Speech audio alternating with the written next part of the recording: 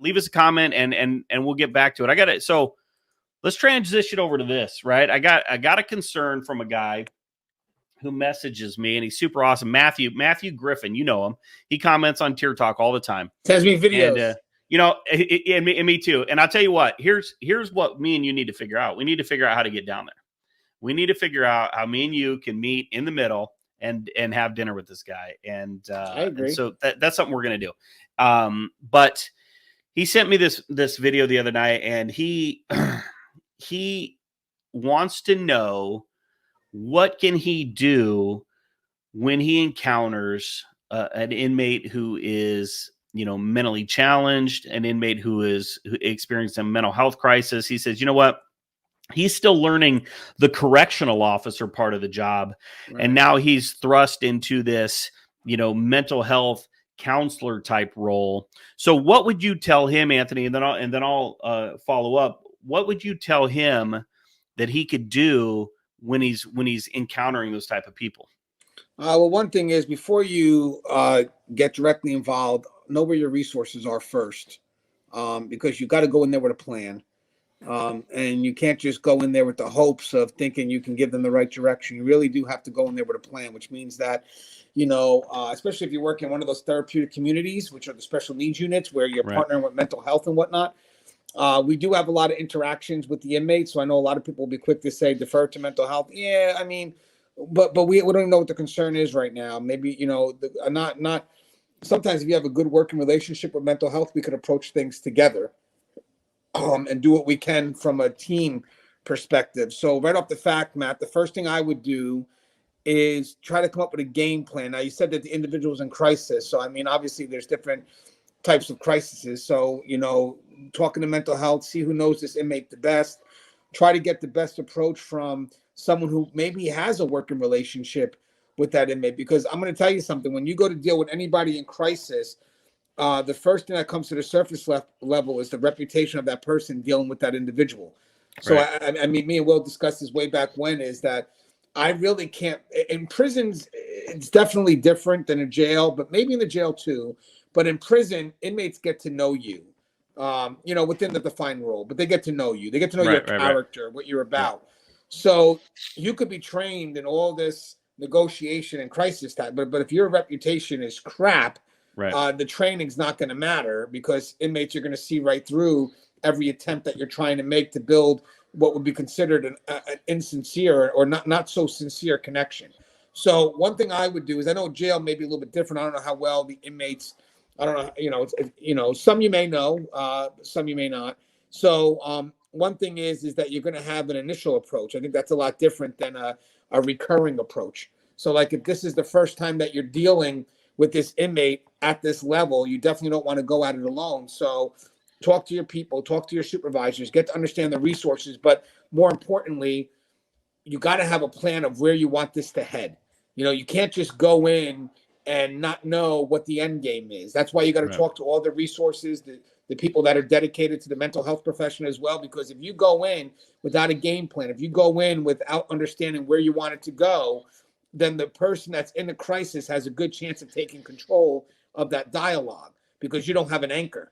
So use all your resources, develop an anchor, which will be your direction that you need. And then when you go in to have that dialogue with that inmate, no matter where the inmate tries to go, you can softly, from their perspective, bring them back to where it is that you need them to be. So technically you're going in with a control of the dialogue, but more importantly, connecting to that perspective with the resources that are around you. That would be my advice. Now, again, it's very general because the question itself is general. But I think generally that would be a good initial approach if it's someone you're dealing with for the first time.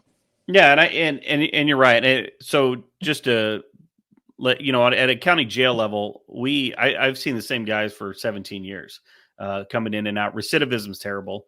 And, so we do over time, it's probably not as dynamic as a relationship that you would build in a penitentiary setting where the people never leave. But, we learn a lot about each other. We learn a lot about people. And I want to share something, Matthew, and anybody listening is, sometimes the people that know these guys the best are us. we talked about earlier, like your consistent housing unit, like this is your place. And you interact with these people 40, 50, 60 hours a week for years. And you get to know their behaviors, right? And so we had a situation one time where a gentleman was just going crazy, cussing up one side down the other, kicking on the door, they called in mental health. The supervisor called in mental health. Mental health went up to the door and was there probably 45 seconds because this guy, called this woman everything but a child of God. And she said, well, I'm not going to talk to you if you're going to treat me like that, and left. Now, so then what happens, right? So now it's back on the officers, and you got to go in there and you've got to use that foundation, that reputation or relationship that you've built with that individual. And like Anthony said, where do you want, what's the end game here? Well, we want this guy to quit kicking on the door. We don't want him to get hurt. He's stirring up the other people, and so now we've got to figure out a way to bring that individual down. And I've talked about this a lot, but those kind of interactions start way before that guy starts kicking on the door, doing your rounds, saying good morning to people, talking, just being visible in the unit and having them know what what you stand for.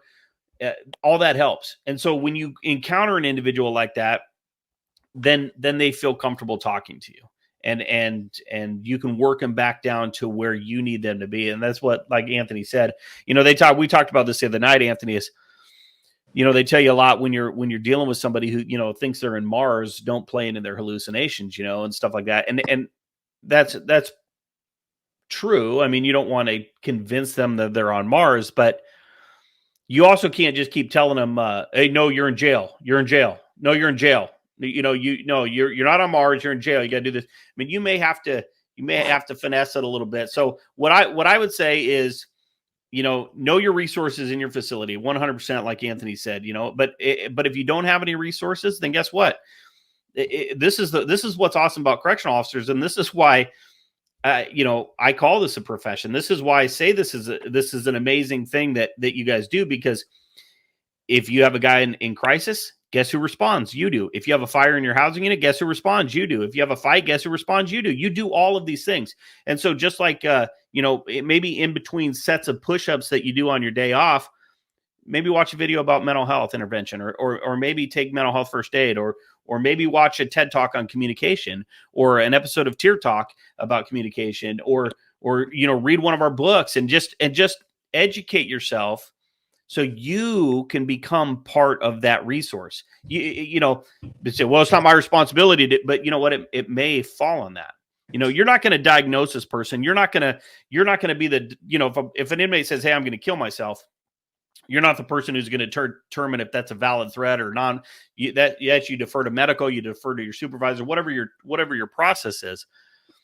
But even if that individual does go on suicide watch, you may still be working that housing unit. You may still have to interact with that person. You may still have to answer some concerns of that person. So know your resources, but understand that you yourself are a part of those resources. Does that make sense, Anthony? Yeah, the 100%. I mean, I love also what you said about the metaphor with the Mars. I mean,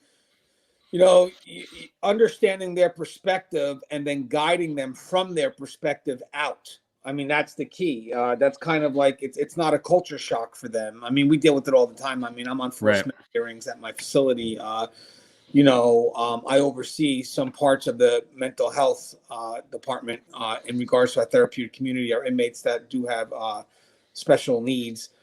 So having said that, they firmly believe in whatever it is that they've created. So you going in there and telling them just the opposite, it doesn't work. It's not in the best way to de-escalate. Let's just do it that way. I think that's the best way to say it. It's not in the best way to de-escalate. So again, that's where it's good for you to have your resources too, because sometimes you could be walking into something and just what you represent, regardless of the reputation you have, could be what's causing the crisis.